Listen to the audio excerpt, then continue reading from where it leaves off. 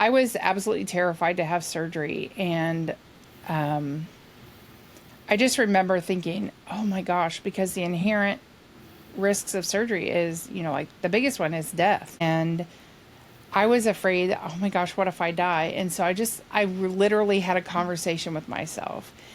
And I said to myself, Sasha, if you don't have surgery, you will die. Okay, well, it's Steph Wagner back with another member to do a member chat. I'm here with Sacha. I'll let her tell us more about her story. And I'm really excited to have this conversation. We've been planning on having a conversation for a while about the messy parts of life and making all this happen and with laughter. So, Sacha, why don't you introduce yourself and, a little bit about your surgery journey, and then we'll get into the fun stuff.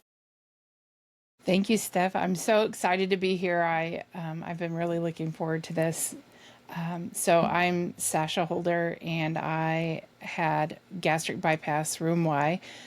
It'll be 2 years ago next month, and it has been a wild ride, and definitely not an easy path, as a lot of people have in their brains that, oh, this is an easy solution. It is not easy at all. And I discovered you almost a year ago from my bariatric program. They post your free recipes on our Love Facebook it. group, and that's how I discovered you. And then there were recipes that I thought, oh, I want to see that one. But then you've got some that are, for your members only. And I was like, huh. So I became a member of your community, and it is really helpful. And I'm so grateful for that.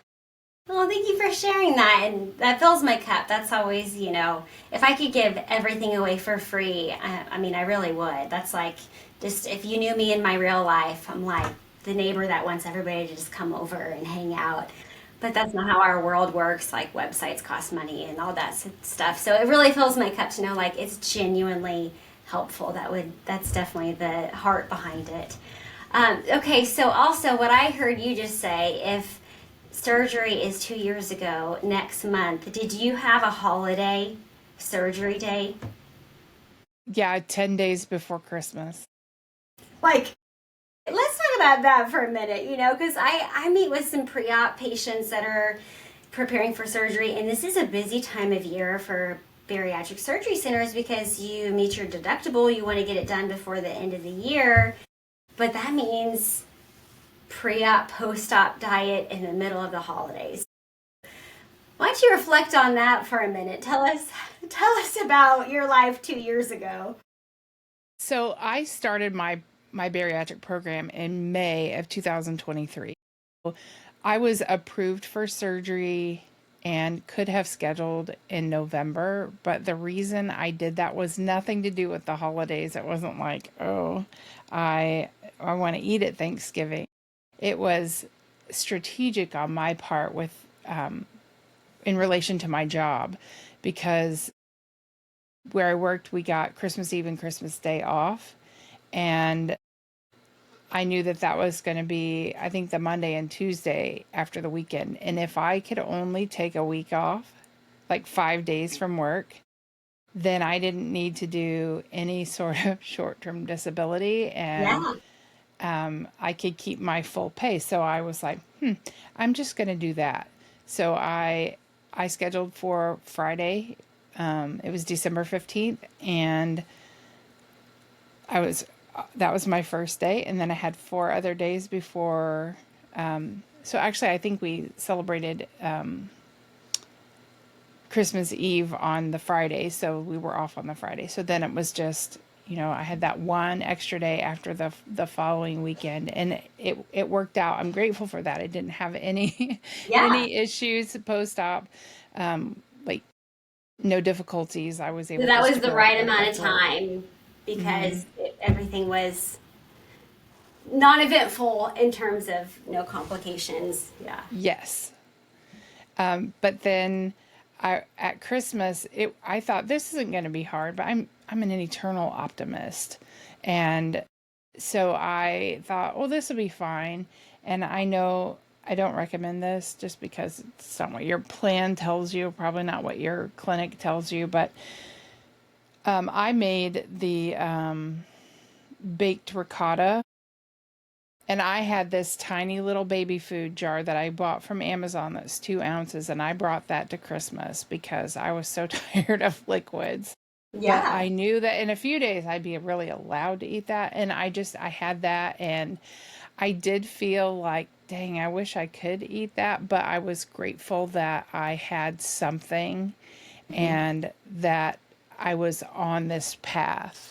Yeah. I had this surgery behind me, and because I was terrified, as a lot of people are, just the nature of having surgery. Excuse me, the nature of having surgery is scary and also risky. Yeah. So speak to that for a moment, because I feel like that could be really encouraging when you think about what's scary.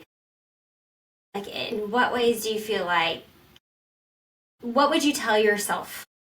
What would you tell the Sasha that was scared before surgery? Do you have any encouraging words thinking back on that time? Yeah, I was absolutely terrified to have surgery. And I just remember thinking, oh my gosh, because the inherent risks of surgery is, like the biggest one is death. And I was afraid, oh my gosh, what if I die? And so I literally had a conversation with myself. And I said to myself, Sasha, if you don't have surgery, you will die. Because I had developed type 2 diabetes, was like 3.5 years ago now.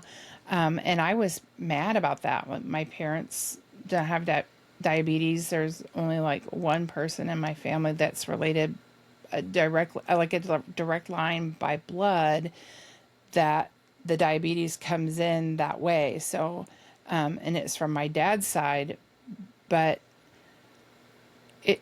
I didn't understand. And so I really was just on a mission to eliminate the type 2 diabetes. And because I know how dangerous that is. And so that's my real why is I don't want to be diabetic. I don't want to take all this medicine that they've put me on because of it. And so I kept going, I'm so afraid I might die. I might die. I might die. I might die. And then I was just like, you know what, Sasha, you might die anyway. You're going to die regardless. Everybody dies. But if you don't take care of this, you will die. And tell us, how is your diabetes today? So I had blood work last week. No, the week before last. So about 2 weeks ago. And my A1C was 4.8. There it is. That's beautiful. And my one previous to that, so a year ago, was 5.1.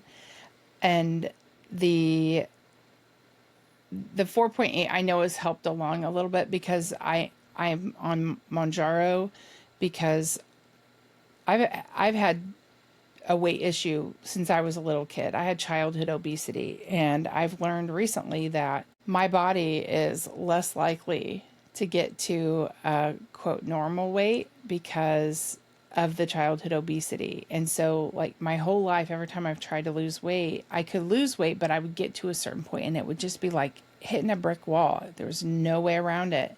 And so I did that like 9 months after surgery. So September of last year, I hit that wall and I could not move. Like I kept gaining and losing like the same 5 pounds.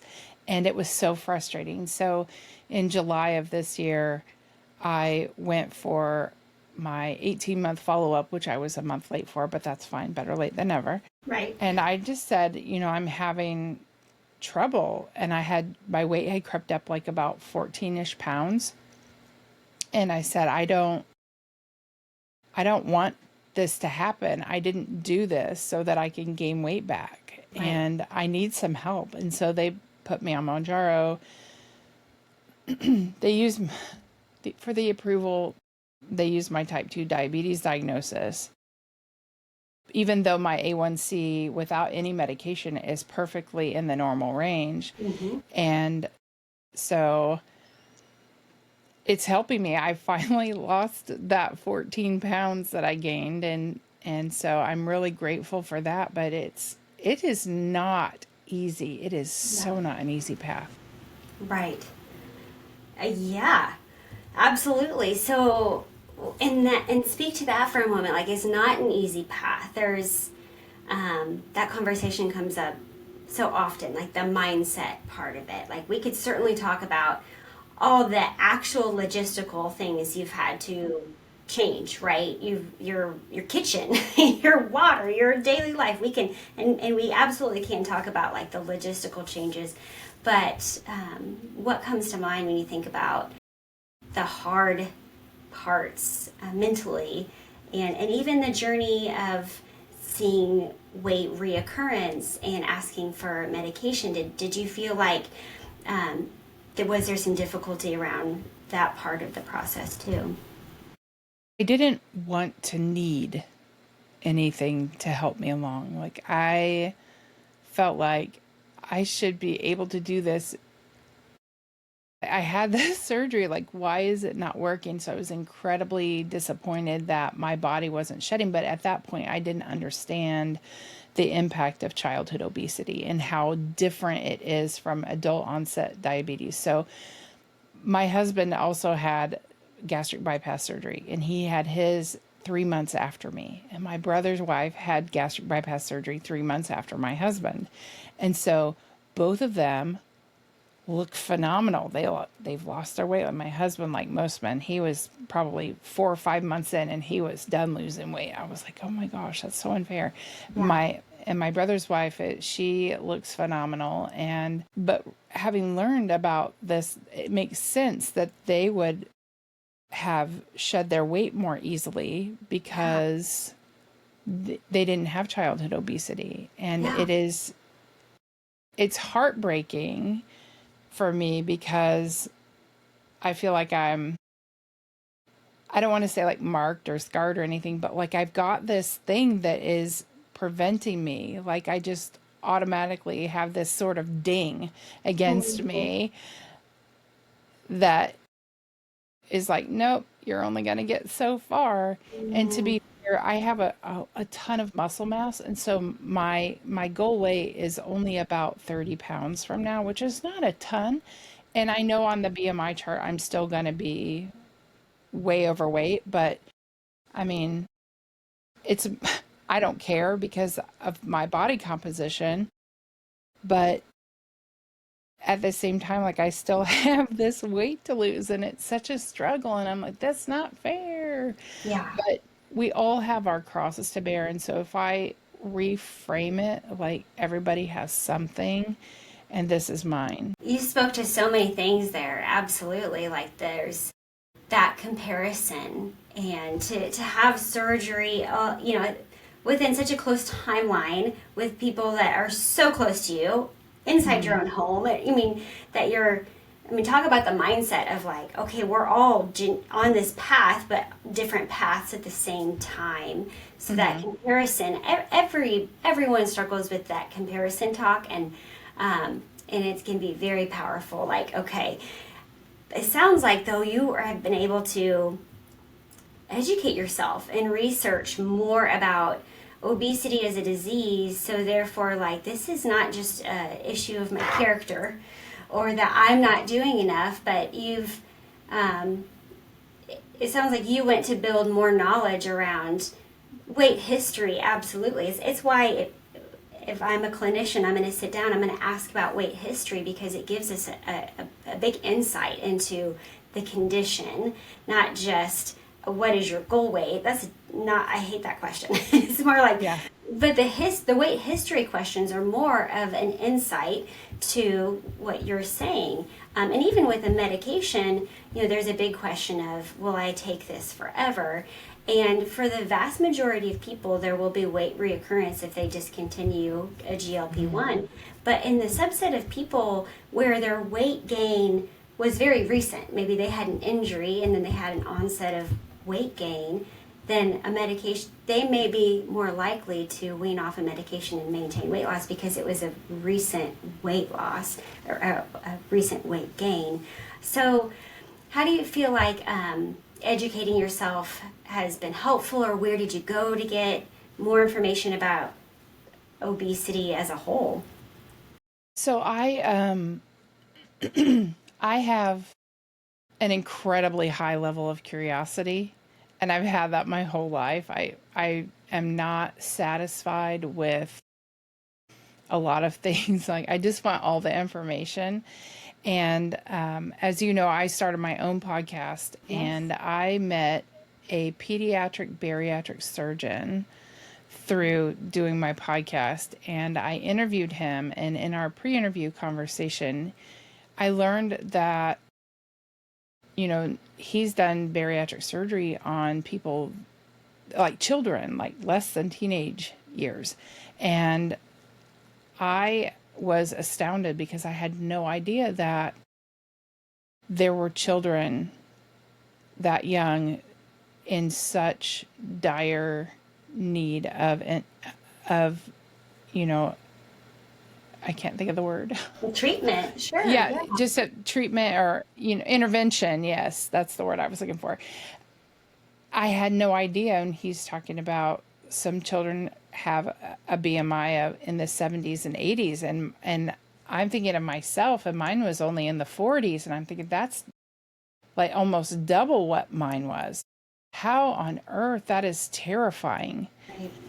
And so then he educated me on the differences between adult onset weight gain or obesity and childhood obesity, and that they are vastly different. And then I understood that there's nothing I can do about this condition. Like, I had it and it impacts my life, but then so then it informs my path of like, what can I do? So I felt really icky about using my type 2 diabetes diagnosis to get the Mounjaro, because my biggest why was to not have type 2 diabetes anymore, not to have medication for it. Even though I knew on a logical level, I need this medicine and it, this is how we're going to get it. It still felt icky to me because it wasn't, I didn't need it for that. And I had this sort of pride that was like, I don't need medication for diabetes. But then I realized that I have this other condition that basically the world doesn't recognize as a disease, childhood obesity, and that is going to impact me as long as I'm alive. So it helped me to accept taking the GLP-1 under the guise of having type 2 diabetes. Mm-hmm. Yeah, I remember you sharing that felt icky. It did. Yeah, and I speak with so many patients that wish they had access to GLP-1, and they think, well, why do I have to wait until I have diabetes to have access to the medication?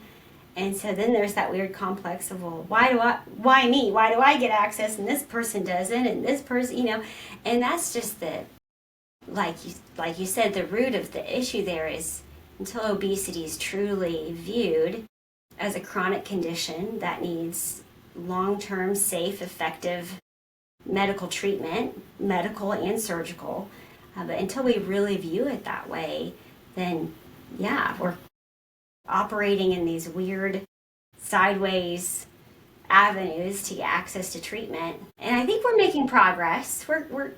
We do see it. The conversations are happening. We're getting there, but changing the mindset around obesity is, sometimes it does feel like yelling into the wind.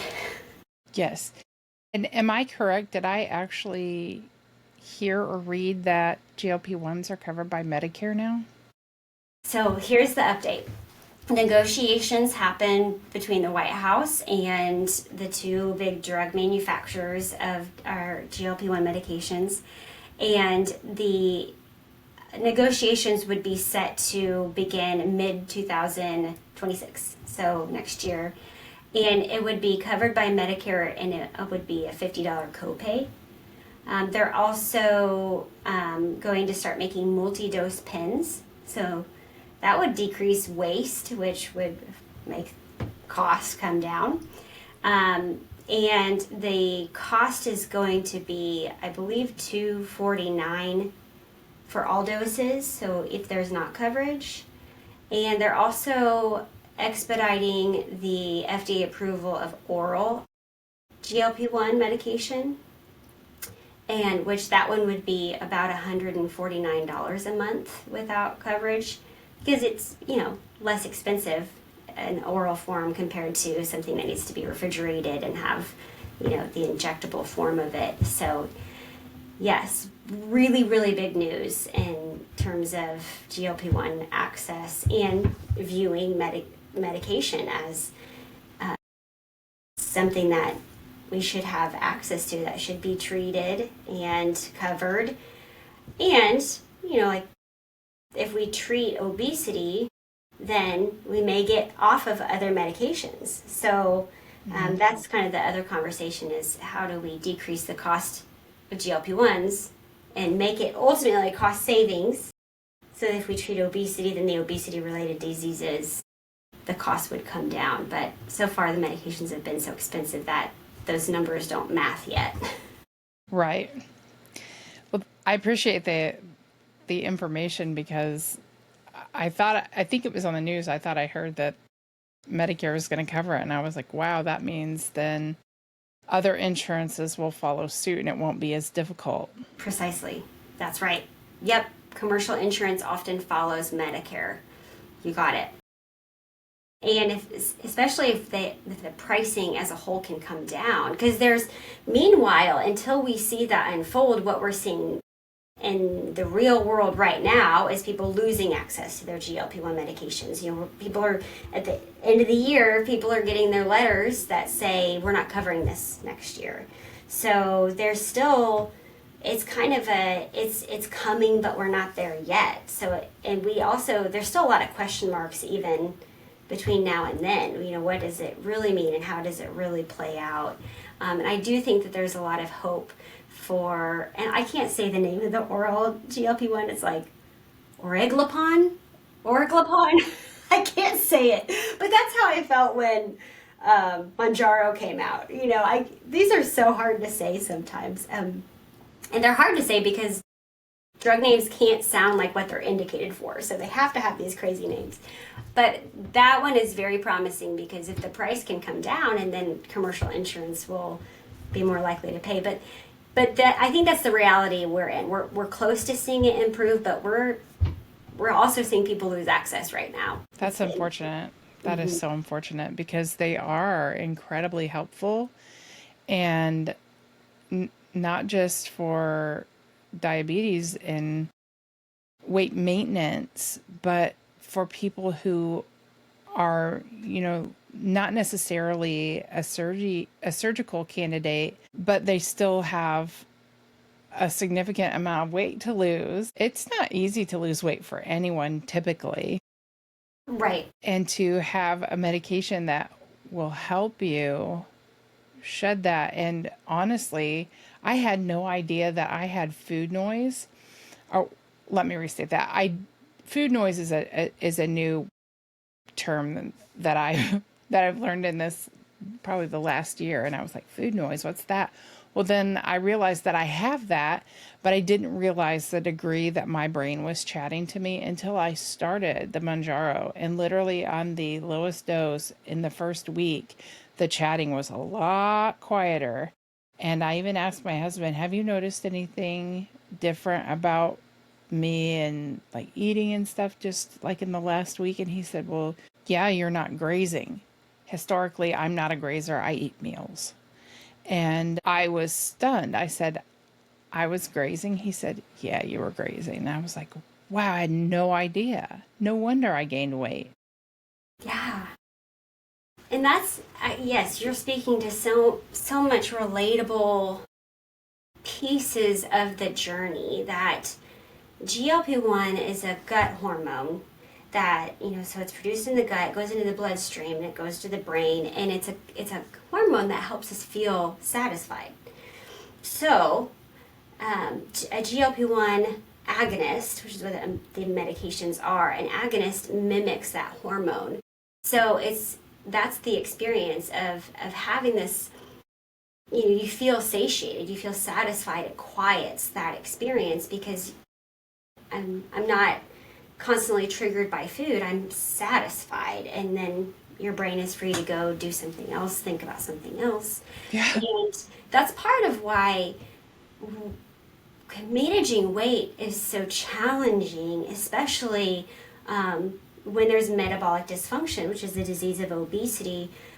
Because if we study losing, someone that's lost weight, and we, maybe they lose weight consistently over a 6-month period, but the body will respond to that and think that there's something wrong because there's been a calorie deficit and the body's losing weight. And so it'll kick out more ghrelin, the hunger hormone, and there might be other hormones like a GLP-1. Leptin is another hormone that makes you feel satiated. There's all these other hormones that help us to feel either hungry or satisfied.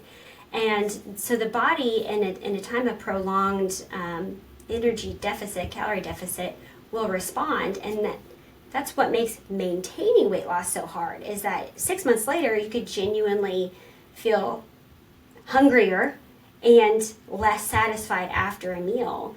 And that's what makes it really hard to stick with, 1,000 calories every day. It makes it really, really challenging when the body is hungry, because you can only ignore hunger for so long. And then, especially in America, with our food environment, you've got things are at odds. You're in a food environment and you've got hunger, and you're trying to stick to this black and white plan. So a treatment, whether it's a surgical treatment or a medical treatment that allows these hormones to help regulate your appetite, makes healthy eating more sustainable long term. So yes, it's about healthy food. Hello, I'm a dietitian. Yes, it's about moving the body, staying hydrated, but the treatment options what allow it to be so sustainable. Like you said, quieting that food noise. So, I didn't even notice I was grazing. I'm satisfied with my 3 meals. I didn't even notice that these other things were triggering me to eat. And that mindless food noise is so easy to miss. And it's so noisy. It is so noisy. So when I noticed that, I felt literally like my brain was quiet.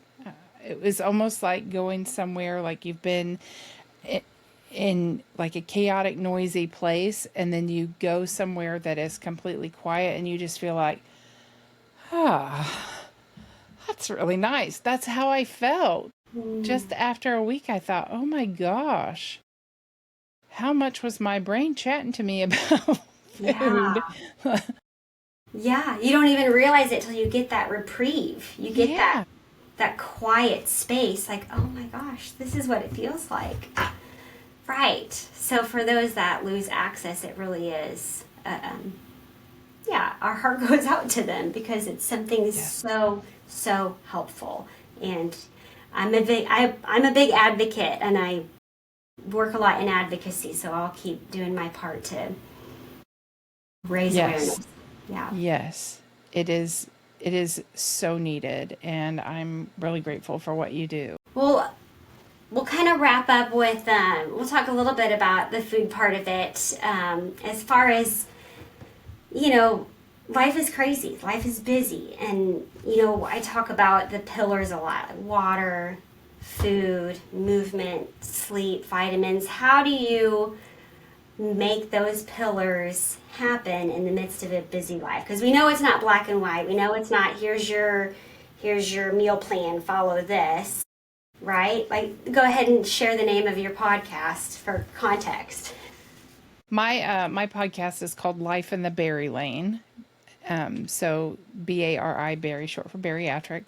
And I manage myself with probably the best pill box I've ever found.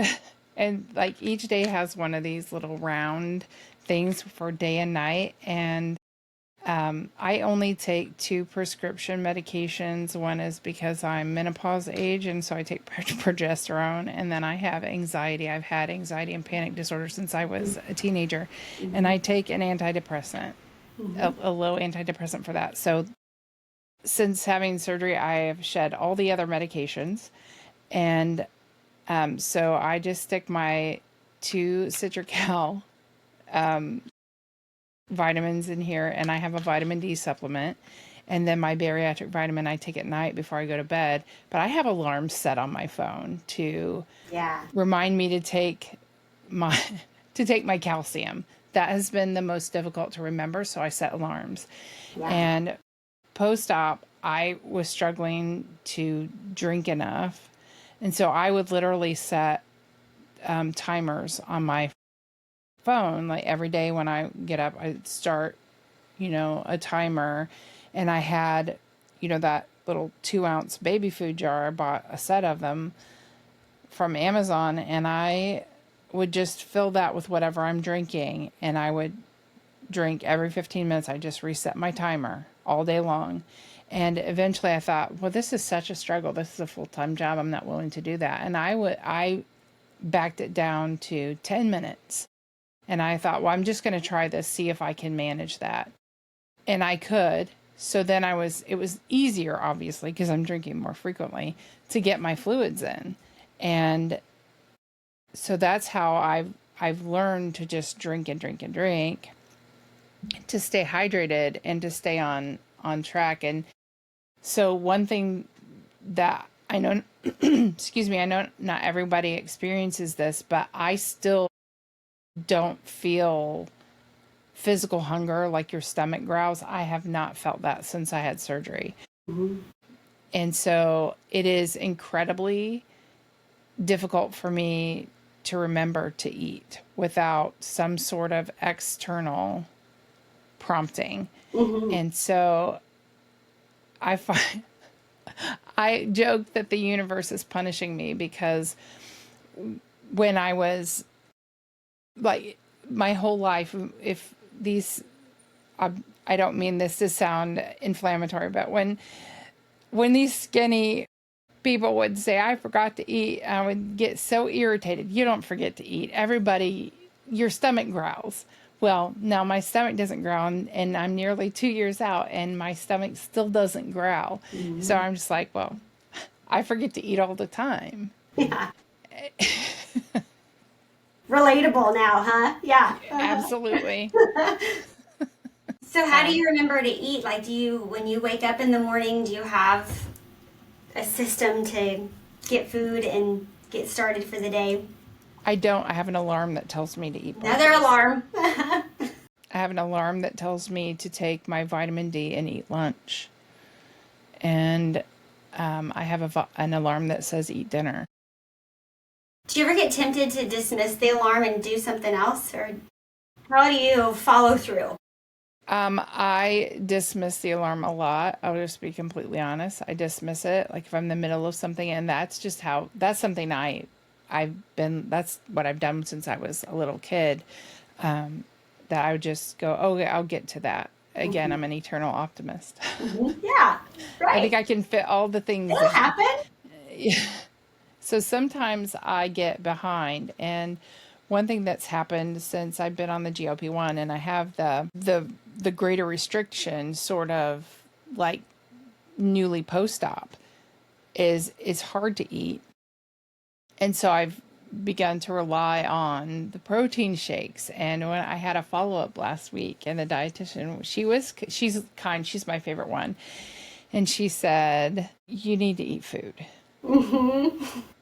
You have to eat food, because these are great for like short term, or like if you're in a pinch, but they're not created with all the other nutrients that your body needs for, like, combating colon cancer.